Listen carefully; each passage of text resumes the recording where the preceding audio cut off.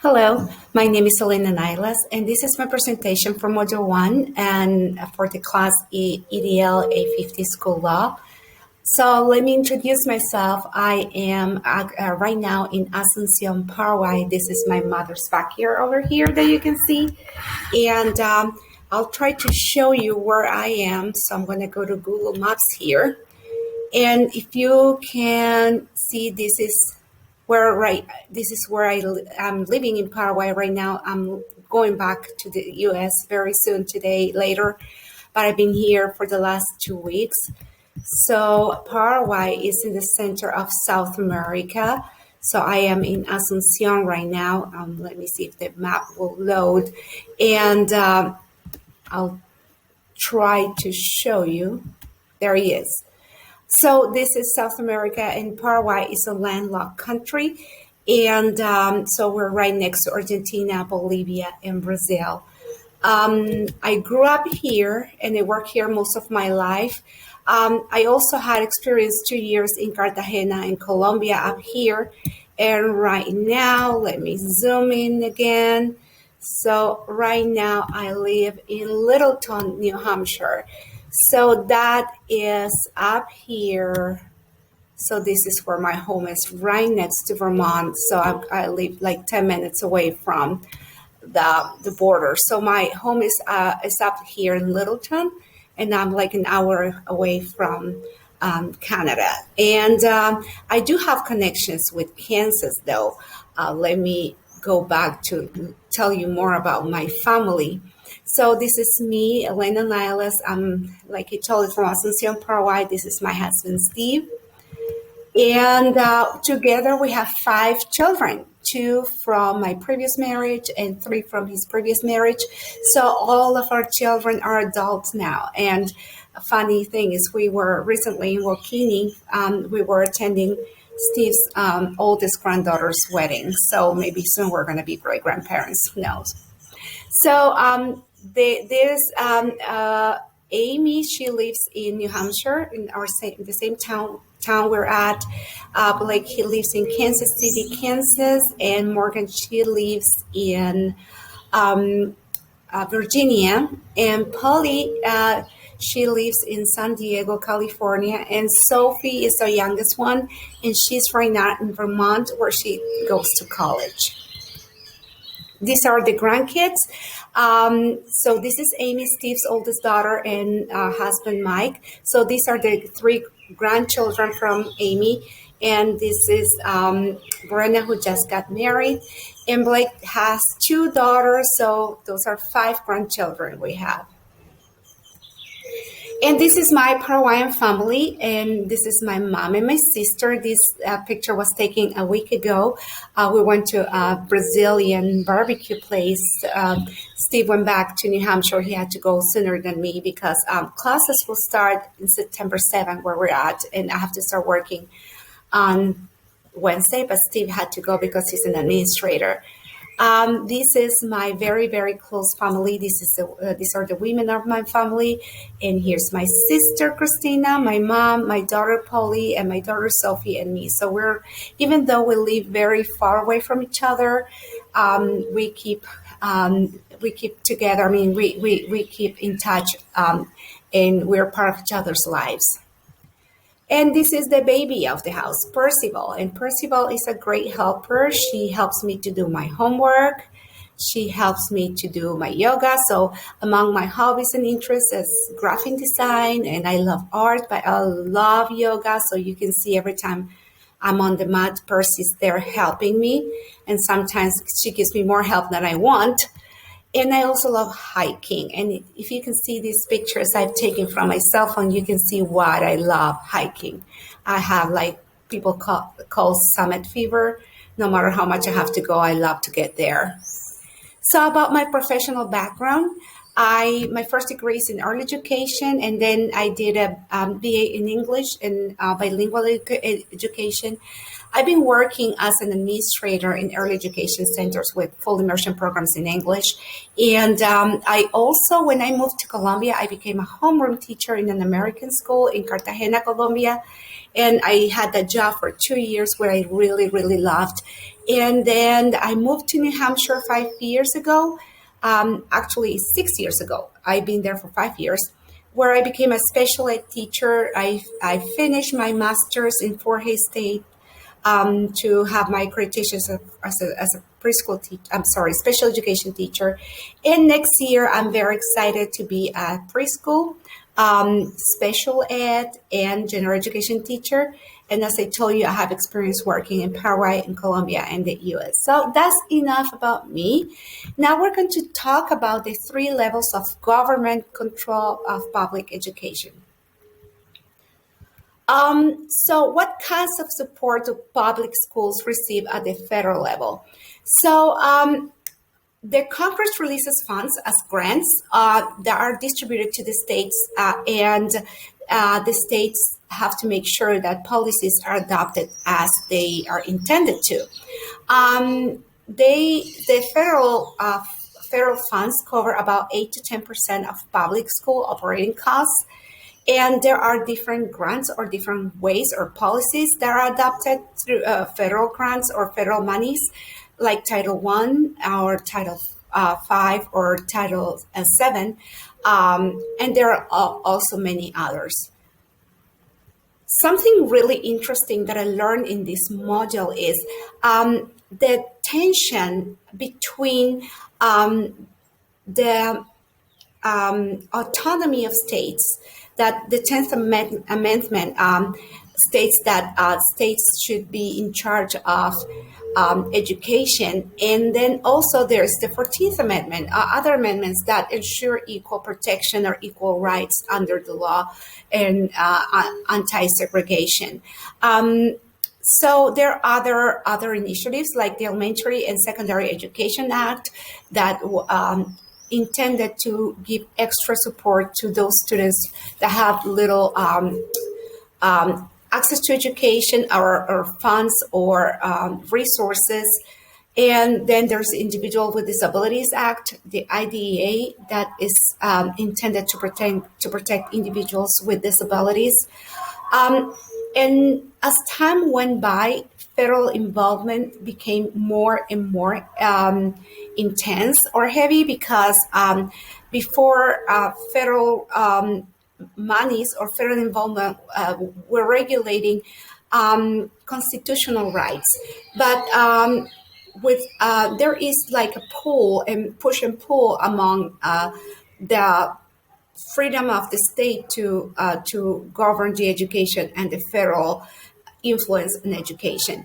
And there are more and more initiatives like No Child Left Behind and the Race to the Top, that was the most recent one, that is intending to, these policies and these initiatives intend to support schools and in their school improvement and policies. So I found that really, really interesting because where I'm from, systems are really very different. So for me, that was very interesting to learn about. So who's in charge in the federal level? So there is an executive branch that is the president, and also the president appoints the secretary of education, and also the executive branch of the president, they propose initiatives and the Congress do approve them or not. There's also a Department of Education at the federal level. So these people, I mean, the people in charge of the executive branch, the Congress, and Department of Education, they are public employees and they are paid positions.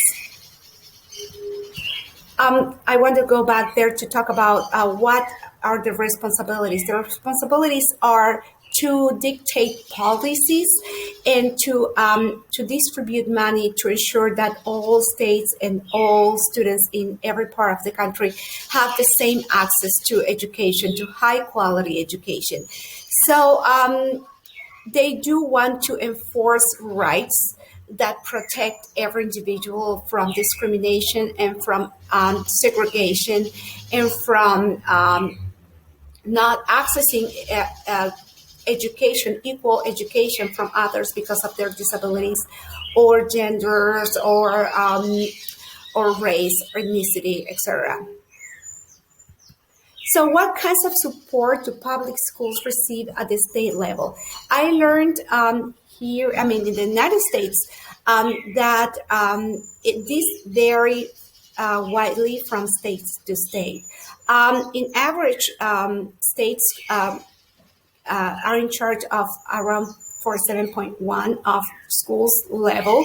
I mean, sorry, of schools budget or operational budget. In New Hampshire, usually the state provides 31.4%. And it's very interesting. In New Hampshire, we have no sales tax and no income tax. So the state has to get money from somewhere. So I found this graphic that illustrates where does the state gets the money from. So this is where the money comes from to support education. You can pause the video and take a look at it if you need more time. So, who is in charge at the state level? So we have a New Hampshire Department of Education commissioner, and this person works with the State Board of Education. The commissioner is a paid public employee and is appointed by the governor and is not elected. The State Board of Education, they are volunteers and they only can get reimbursed for travels and things like that. So as state level, what are the responsibilities? So state level enforce state standards. For example, we have social studies standards that are specific to New Hampshire. We have other like science standards that are adopted among several states, but they're not exclusive to New Hampshire. And also the state distributes the monies that come from federal sources, and they need to make sure schools comply with the grants and conditions and terms and conditions. I have been asking questions around how does it work. And I've heard that the New Hampshire Department of Education has been audited a couple of years ago, and we got a bunch of write-ups because we were, this is the state of live free or die. People are anti-government, so they have very loose. They were applying policies in a very loose way because that's the culture here. So now, if schools want to access certain grants, they have to jump through many more loops, and they have to demonstrate that they are taking care of, they are complying with the state. What kinds of support do public schools receive at the local level? So in every school, local stakeholders are largely responsible for running schools. And in New Hampshire, this is even more true because we local taxpayers, we have to pay for 64% of schools' budgets. So I wanted to show you this graphic. This is where we get the money from. I mean, a school. I work in Lancaster, New Hampshire, which is my district is as a consolidated district that from 5 different towns. So this is where the money comes from. So only 5% of our monies in 21-22 is coming from federal sources. The state revenue is 31%, and this this is some taxes that come from real estate, and then the local revenue is 54%. This is this year. So there is this is how we use that money. So more of our money is spent in salaries, and if you want to pause this video and take a look how much money we have, you will realize we're a small district and with a very modest budget compared to other districts that I've seen in Kansas that I've been looking at.